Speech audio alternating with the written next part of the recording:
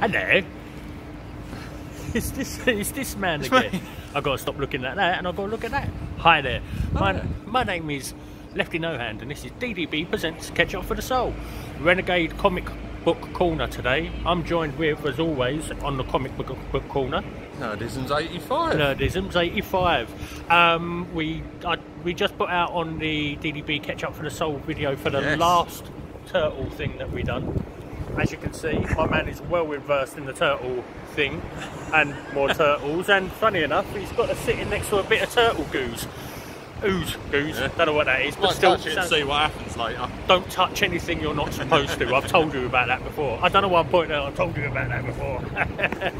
Anyway, we're doing a quick film today just because we've been to a comic book shop in London. Yes. And today is release day for a certain Last Ronin.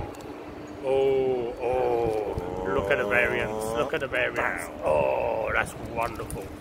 So tell us what this Last Ronin is about and why this is so good. The story, 30 years in the making, by Peter Laird and Kevin Eastman. When they started writing all the years ago, they kind of done a Dark Knight Returns, strangely enough, Frank Miller's Ronin, so you can see where they draw their influence from. Oh right, okay, yeah. Idea, they was like, well, what would be their Dark Knight Returns moment? So they done it, and then Turtles exploded, and they had to concentrate on films and TV and more comics. As you would do, money kind of thing. So it kind of got, as Eastman said, it kind of got put in an envelope and put in a file, and then they went and done their own things. Laird doubles down on Turtles for 20 years, Eastman buys heavy metal and does a couple of different things. So as Kevin Eastman said 10 years ago, he then finds all the drawings and sketches and ideas, and he's like, oh, that's a sweet idea. So this is just before IDW start releasing their own one. He's like, that's a good idea, maybe one day. Puts it back. Then recently he was sorting out again because he does a lot of online auctions on his website. Yeah. He found it, took it into IDW around the time of issue 100 and went, hey, found this. As recently as issue 100? Yeah. No way, I didn't know it was as recent. It was around then. He suddenly just went in and was like, hey, done this, it's mine and Peter's. I'll speak to Peter, see if he's happy for us to carry on the story. We could apply it. And we both quickly read it. Ooh. So I think it could either apply to the IDW one or to the Mirage one. It's kind of up to you. It's slotted in kind of nicely. Yeah, yeah. Or as the Dem Drunks bloke's favourite word, it kind of segued. Oh, we love a segue, we really do. So yeah, it kind of segued in that it could fill either void. Yeah. And after this year, because there's been a couple of things that have happened which have delayed things. This was supposed to be out in June One or September. two things may have happened this year that may have delayed a few things. It's finally come out. Oh, it finally came out, and yes, today. Yes. Ooh. And this man has got a big old smile on his yes. face. Oh, so good, so good. So, the cover variants, who's doing them? Do you know who? Eastman. Yep. Also Eastman.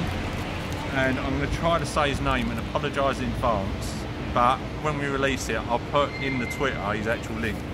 It's Joas Sacramento, I think is how you say it. Right, okay, But gotcha. he did that one, and I love that because he done Shredder in Hell.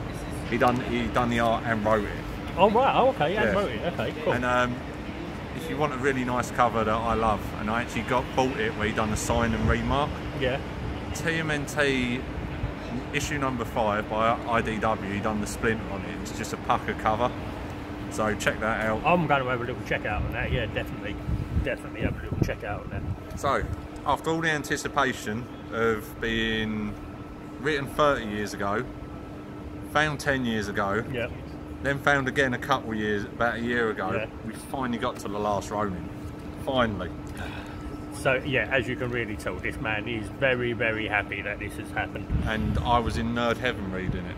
Like, we quickly skim read it before we done this, obviously. We had a little skim read. We weren't doing like Xavier like that on the cover and going, oh, God. Yeah, we had a quick little skim read of the last couple of pages just to fill our boots of what's what in there. But yeah, it's so good. The art in there is wonderful, and you can already tell the storytelling in it. You've got the beautiful. collector's favourite thing. You've got 2 first appearances I counted in this continuity. So if you want to not know, either stop watching now, go read it, yep, come back, or skip to when I suddenly go. That's when I'll stop the spoilers. Love it. So, spoiler time. You get the first appearance of definitely Casey Jones's daughter, possibly April's. We're led to believe that, but when you learn in comics, until it's actually in print, you can't take anything for granted. And you've got Karai's son is now the Foot clan leader, aka Shredder's grandson. So the Turtles and the Foot are going around and around and around still. Bloody hell. And there's been a lot of talk online, who's the last Turtle, because 3 of the brothers are dead. And we now know, I'll let you have the honour of saying it. Michelangelo. Yes. Found out on the very last page. So that's your spoiler there, drop there. But yeah, right. Go. Welcome back. Yeah, so that was the spoiler part done.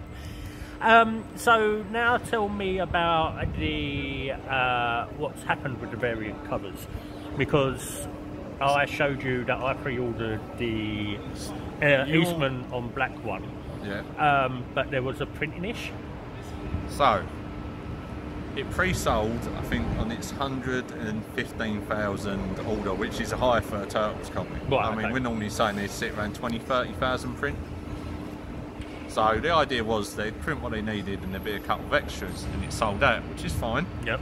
Then they had a printing error, so they've lost about 20% of what the print was supposed to be. So now you've got about 22,000, 25,000 people who are now searching for an issue which is already pre-ordered. Pre-ordered and sold out. Gotcha. And I think that's why the store variants, because there's 72 store variants, I think that's why they've become so popular, because if you can't get the standard cover, you've now got... Well, that's the crazy thing, because in the back of this there is almost a 3-page spread of all the different variant covers of this last, and it's absolutely mental. Seeing just 3 of them here, I mean, God bless Dan, he picked me up a copy. I've already had one pre-ordered, but he picked me up a Lucy as well. It was the funniest thing I've seen. I was telling Lee before we started, I'm standing there like twiddling my thumbs. I look at the counter in unnamed comic shops, and it was like a rugby scrum. I've never seen anything like it. I was like, well, there goes social distancing, that guy's in a headlock. Yeah, pretty much. The great thing was, I took my time, went down, got my cover A. By the time I walked up, issues were still there. So it was just... Fucking awesome. Fucking awesome. Right, cool. So... Have you got anything else to add to this? It's going to be a 5-part one. So there's another 4 issues to come. Yep. Definitely doing 1 in 10 covers, so if you're a collector like me, grab hold of your Eastman, because he's doing covers for all of them. Yeah. Because you know Eastman loves like a little run, he's done it for the Batman Turtles, he's done it for Turtles Ghostbusters. He generally, if there's a turtle, he likes to do a cover. Just a quick question, that 20% misprint, will they ever see the light of day? Print. Yeah, but will they see the light of day? Really? Yeah. That's why it's gone so nuts. That is horrible. It was popular before. Yeah. And because of the shortage of issues, now it's just gone exponentially nuts. So they're definitely doing a second run, second print. Yeah, definitely a second print. Like I said, I don't know, maybe if we get enough people, we'll suddenly like discuss the 72 pictures of the 72 covers. But it's just crazy. Yeah, yeah. So there you go. We've been lucky enough, Dan was lucky enough to run in there. I was dragging my heels a little bit, to be fair, with a train's fault, not mine. But yeah, there you go. A lovely little Renegade drop-in from the comic book corner with... Nerdism's 85. And Lefty No Hand. You're going to find this up on the DDB Ketchup for the Soul... Oh yeah, sorry. Ketchup for the Soul YouTube channel. Possibly today. Gonna just drop it really quick today. Yeah. Just make sure we can hear ourselves. It's not like. Well, that's why I'm talking really loudly. I'm just trying to get it a little. See, I don't have to try. I'm naturally like chesty. Anyway, awesome. Thanks very much. We'll speak to you later, and hopefully we'll get round to recording something else very soon. That isn't Turtles. That isn't Turtles related. Trust me, I'll happily do it from now to eternity. He really would. Thanks very much for watching the last 2 videos as well. The last one was a Turtles edition. I've only just recently put that up, so if you haven't got around to watching that yet, please do. Thanks very much for the love on the first one. Yes. And yeah, that was amazing. So we're going to keep carrying this on. So from us to you, stay safe and turtle power.